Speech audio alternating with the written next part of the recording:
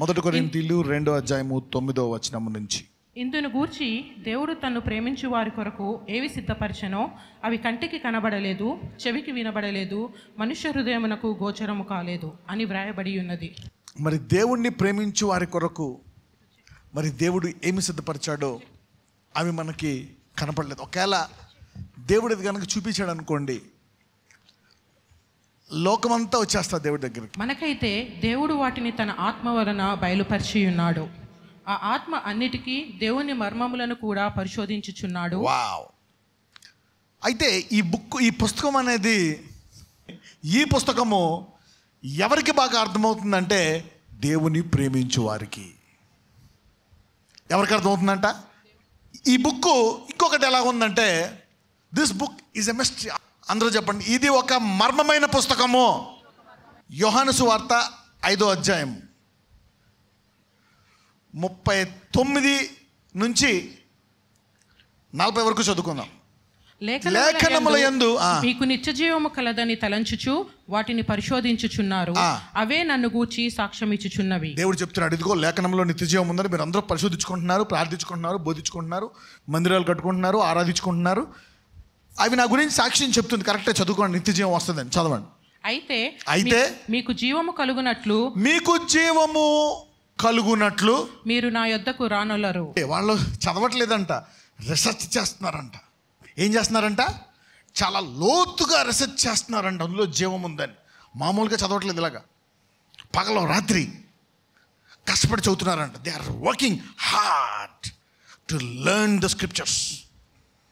అంతమందికి అర్థమైంది, ఇది చదవడం వేరు, ధ్యానించడం వేరు. ఇక్కడ ఏం చేస్తున్నారంట?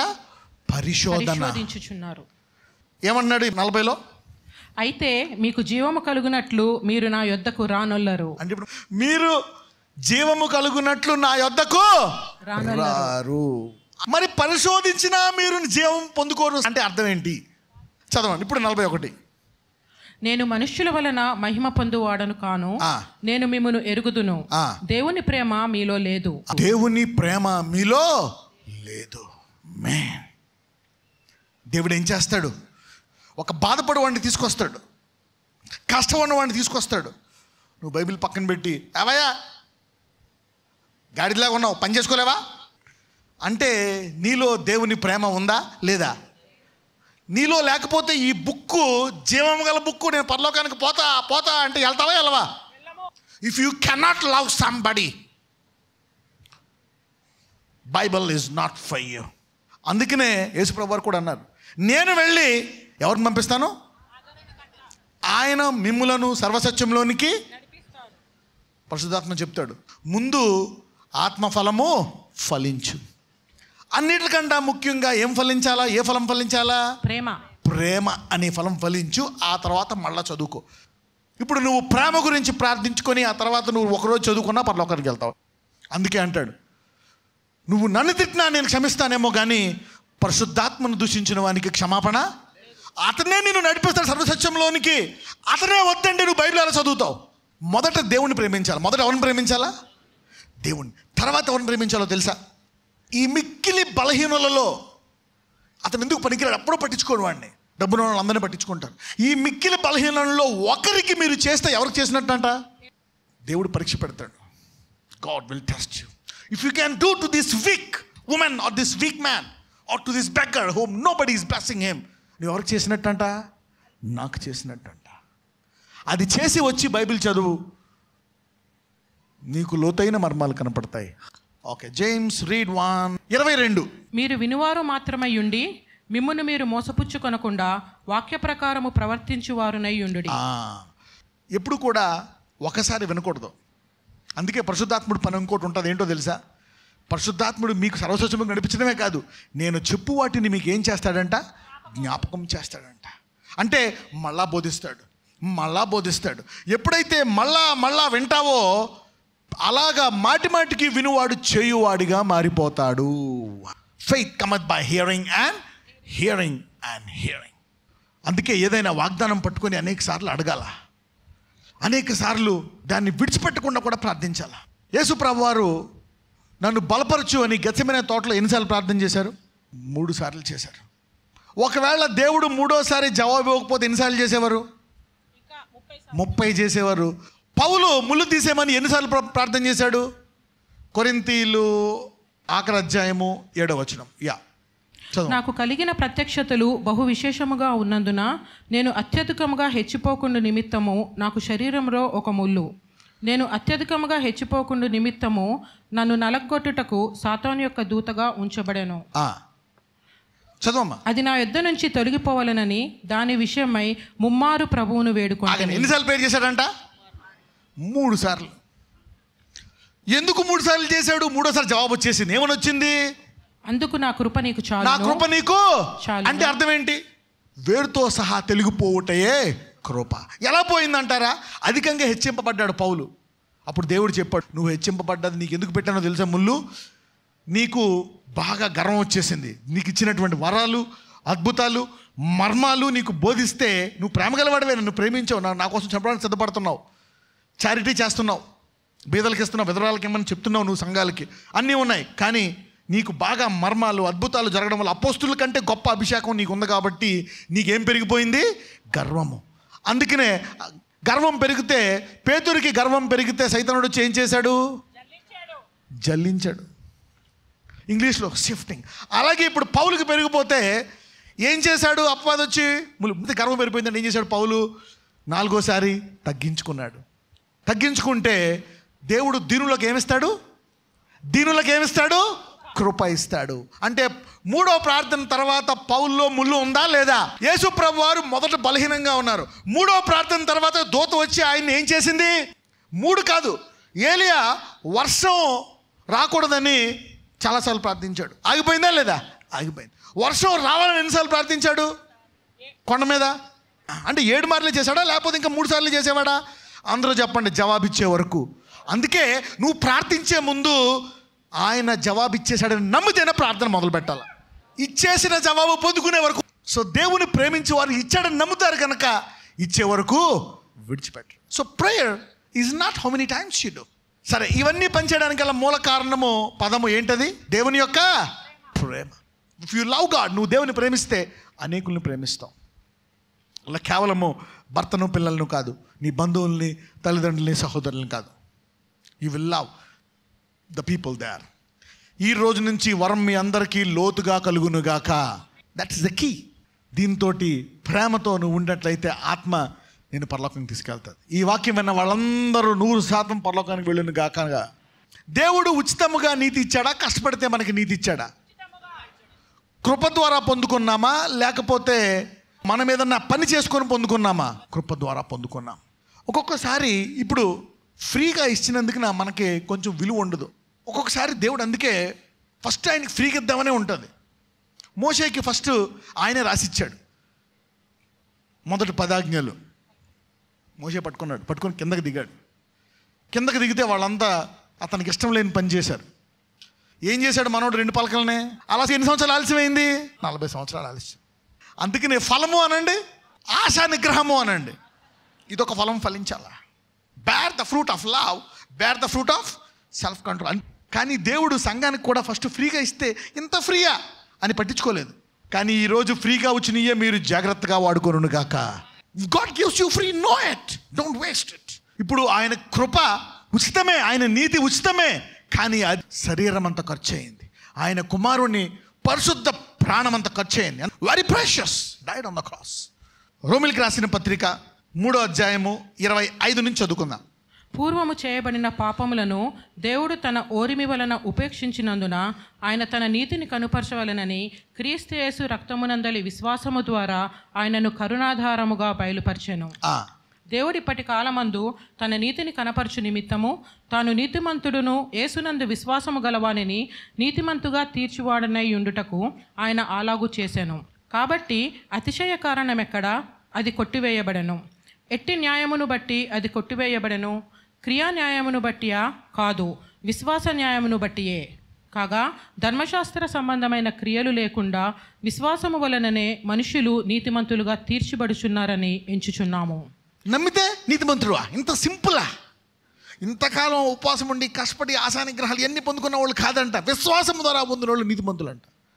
ఇక్కడ ఇంత సులువుగా నీతి వచ్చింది కాబట్టి మనం ఆ నీతిని ఉపయోగించుకోవట్లే. ఉచితముగా ఇచ్చు దేవుని నీతి వలన నాకు కలుగు లాభాలు. దాన్ని వాడుకోవాలా. You need to use it. నీతి ఆధిపత్యాన్ని ఇస్తుంది. The first one is righteousness gives you authority. Righteousness reigns. రోమిలికి రాసిన పత్రిక 5వ అధ్యాయము 17వ వచనము. మరణము ఒకని అపరాధ మూలముగా వచ్చినదై ఆ ఒకని ద్వారానే ఏలిన ఎడల కృపాబాహుల్యమును నీతి దానమును పొందువారు. నీతి దానముగా వచ్చిందంట, వరముగా, గిఫ్ట్గా వచ్చింది. నీతి దానముగా పొందువారు జీవము గలవారై మరి నిశ్చయముగా యేసుక్రీస్తును ఒకని ద్వారానే ఏలుదురు. అంటే ఈ భూమి మీద బానిసలుగా ఉంటామా, చాలీచాలని జీవితం ఉంటామా, కష్టాల్లో బతుకుతామా, లేక సమృద్ధి గల జీవముతో పరిపాలిస్తూ ఉంటామా? మన జీవితకాలం ఇక్కడ ఎలా ఉంటామో దాని యొక్క విలువ తెలిస్తే ఈ రోజు నుంచి నీవు నీ జీవితంలో ఆనందముగా జీవించుదువుగాక. Righteousness gives you power and authority. ఈ రోజు మీరు నీతిని బలముగా వాడుకొనును గాక. గిల్టీనెస్, దోషారోపణ చేసుకుంటావు. నీ మీద నేను తప్పులు చేశా, ఇలా చేశా, అందుకే ఇలా ఉంది నా పరిస్థితి అని. ఈ రోజు నుంచి నీ ఖండించుకునే స్వభావము పరిపాలించే స్వభావముగా మారునుగాక. ఎందుకంటే నీతి ఎలాగిచ్చింది? కష్టపడితే వచ్చిందా, ఉచితముగా వచ్చిందా? Righteousness reigns. ఈ జీవంలో నీ వంట ఏలాలంట. యేసుప్రభువు చూడండి, మధ్యలో రాక్షసం అయిపోయింది, అలా ఉండకూడదు. ఎంత కావాలితే అంత తాగండి, ఎన్ని కావాలితే రొట్టెలు తినండి, అన్ని సమృద్ధిగా. తుఫాన్ వస్తుందా, ఆపండి. ఏదైనా సరే సమృద్ధిగా జీవించాలి. కానీ ఈ రోజు ఈ వాక్యమైన వారందరూ జీవముతో ఏలుదురుగాక. Man, you need to live man. God gave us life and life in abundance. You see that? నువ్వు అనుకోవాలా, వాడుకోవాలి. అంటే ఇప్పుడు ఏంటి? You are speaking life into your body. 2 సామెతలు 28:1.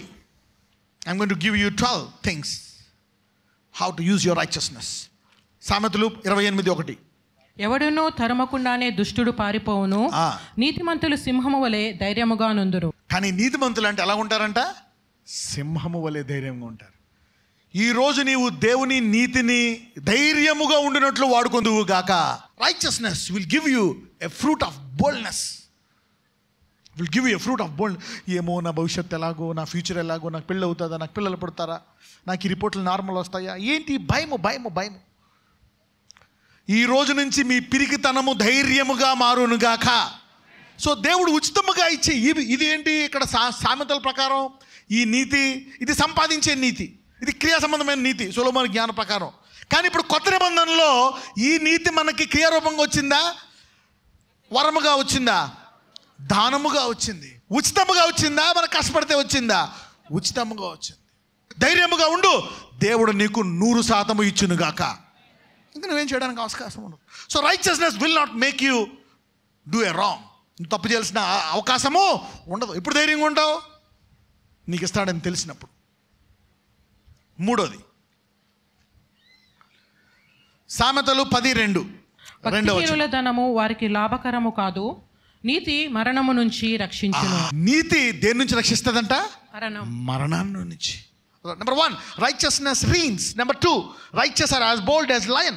Number 3, righteousness delivers from death. మొదటిది, నీతి ద్వారా మనము ఈ జీవంలో, ఈ భూమి మీద, ఈ జీవించున్న ఈ భూమి మీద మనం పరిపాలిస్తాం. రెండవది, మనము సింహము వలె ధైర్యముగా ఉంటాం ఈ నీతి వలన. దేవుడు ఉచితముగా ఇచ్చు నీతి వలన మనము మరణము నుంచి విడిపింపబడతాం. Use this righteousness. Number 4, the prayer of a righteous man will surely be answered. నీతిమంతుని ప్రార్థన దేవుడు తప్పకుండా ఆలకించును. 4వ పాయింట్, నీవు చేసిన నీత, నీవు చేసిన మంచి పనుల వల్ల నీత, లేక యేసయ్య శిలువ మీద మరణించి రక్తాన్ని అంగీకరించడం వల్ల వచ్చిన నీత, దానివల్ల నీతి. ఎవరైతే ఆ నీతి మీద ఆధారం ఉందో వారి ప్రార్థనలన్నీ దేవుడు ఆలకించునుగాక. యాకోబు 5:16. మీ పాపములను ఒకనితో ఒకడు ఒప్పుకొనిడి, మీరు స్వస్థత పొందునట్లు ఒకనికొకరు ప్రార్థన చేయుడి. నీతిమంతుని విజ్ఞాపన మనఃపూర్వకమైనదై బహుబలము గలదై ఉండును. నువ్వు పిటిషన్ను చేయమని యేసయ్య నేను నీతిగా ఇస్తున్నాను, నీ తరపున వీడి పాపాలు క్షమించేశాను, అది తెలిస్తే ఆ జవాబు నీకు రావాల్సిందే. నేను దేవుని నీతితో ప్రార్థిస్తున్నాను కనుక అది బహుబలము గలదై నా ప్రార్థన జవాబిచ్చును. దేవుడు నా కొరకు రక్తం కార్చాడు, ఆయన రక్తం నీతిమంతుడిని, నా మొగుడు బాగుపడాలా అని లెగుతాడంతే మంచం మీద. ఈ వాక్యము తెలిసిన మీ ప్రార్థనని ఈ రోజు నుంచి బలముగా జవాబు మీకు పొందుకొను గాక. You will have confidence, main this is God. నీ రక్తం ద్వారా నీతిమంతురాలని, నా కుటుంబాన్ని కాపాడు, నువ్వు బాగుపడతావు. డైరెక్ట్ నీతిని వాడుకోవాలండి. ఈ రోజు నుంచి మీ నీతి మీ ప్రార్థనలకు బలముగా జవాబిచ్చును గాక. It's God's righteousness. నీ ప్రార్థనకి శక్తి ఉందని చెప్తే ఎవరిని మోసం చేయు, పాపాలే చేయు. నీ ప్రార్థన ద్వారా నీకు జవాబు వస్తుంది. నువ్వు ఒక్కడ ఇండిపెండెంట్ సింహంలో బతుకుతావు. నువ్వు నీకు నీతి తెలిస్తే నీకు పాపం చేసే ఆస్కారమే అవసరమో లేదు. అబద్ధం ఆడే ఛాన్సే ఉండదు. నీకు బలంగా తెలిసి ఆయన ఇస్తాడని. Number 5, the prayer of a righteous man is powerful. సామెతలు 10:30 కలండి. నీతిమంతుడు ఎన్నడూను కదిలింపబడడు. దేవుడు ఆశీర్వదించిన నీతిమంతుడు తన ఆశీర్వాదం నుంచి బయట పరిస్థితి ఎలాగున్నా నీవు కదల్చబడవు.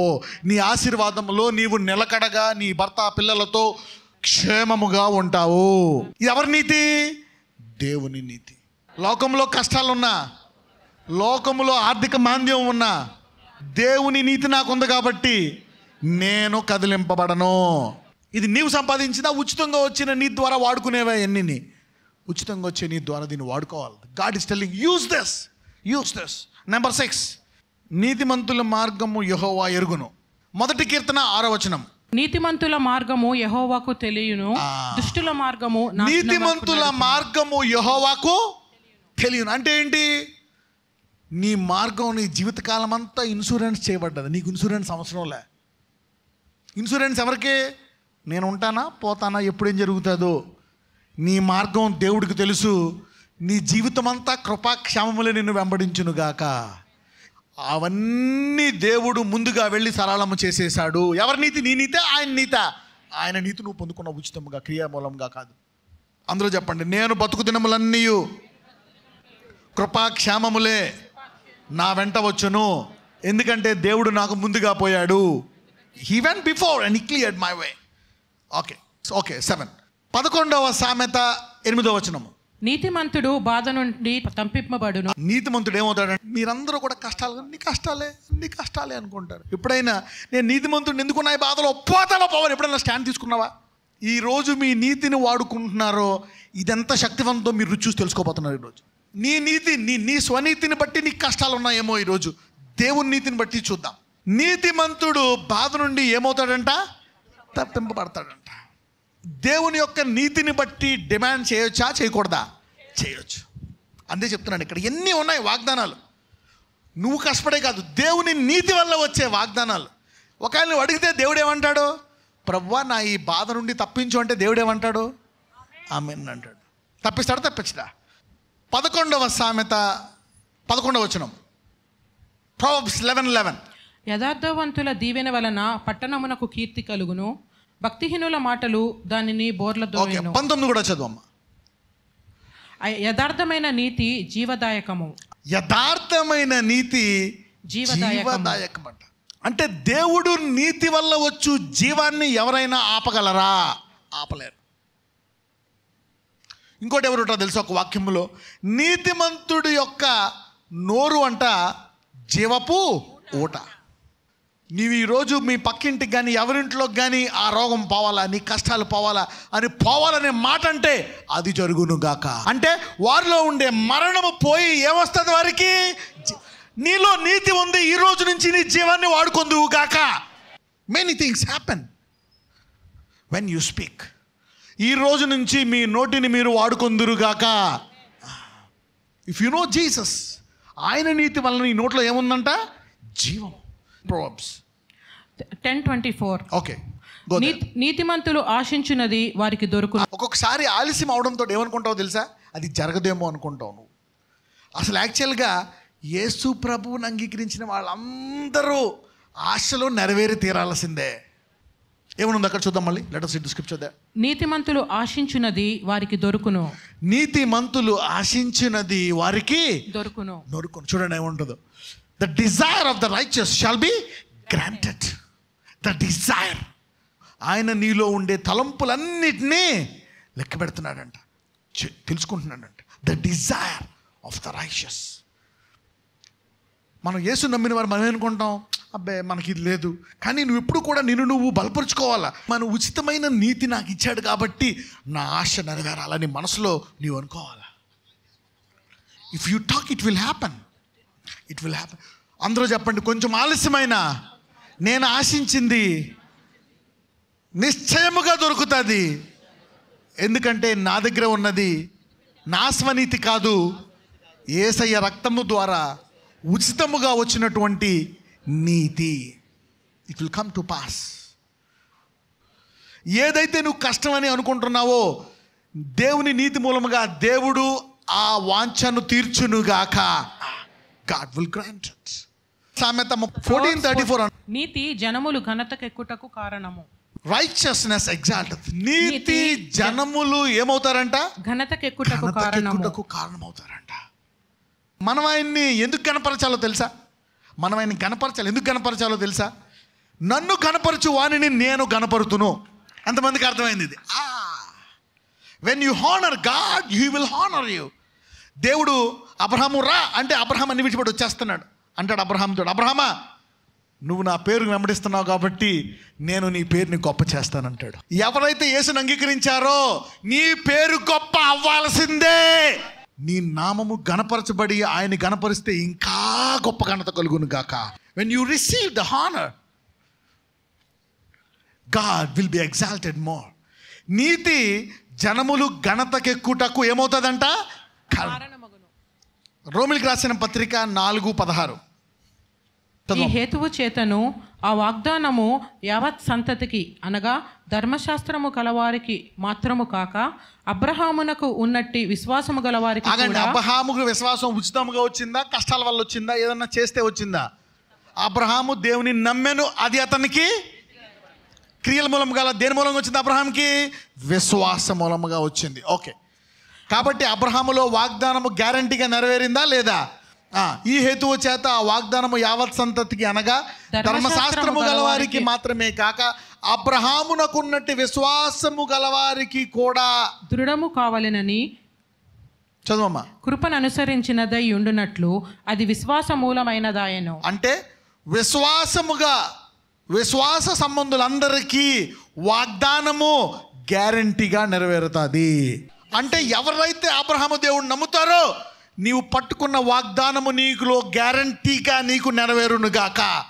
మీరందరూ ఈ ఉచితమైన నీతి ద్వారా మీరు మీ జీవములో ఏలుదురుగాక. మీరందరి యొక్క పిరికితనం, భయము ఏం జరుగుతుందా, ఈ రోజు నుంచి దేవుడి ఉచితమైన నీతి మూలముగా ఆ భయము వేరుతో పోయి సింహము లాంటి ధైర్యము కలుగునుగాక.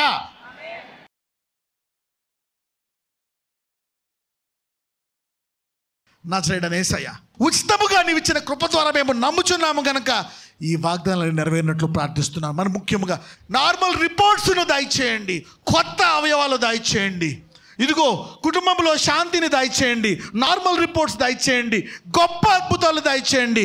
నజరేయుడైన యేసు నామమున ఎవరెవరైతే వాగ్దానం అడుగుతున్నారో ఆ వాగ్దానము నెరవేర్చి సాక్ష్యముతో వదిలినట్లు నజరేయుడైన యేసు మనం ప్రార్థిస్తున్నాము తండ్రి. ఆమేన్.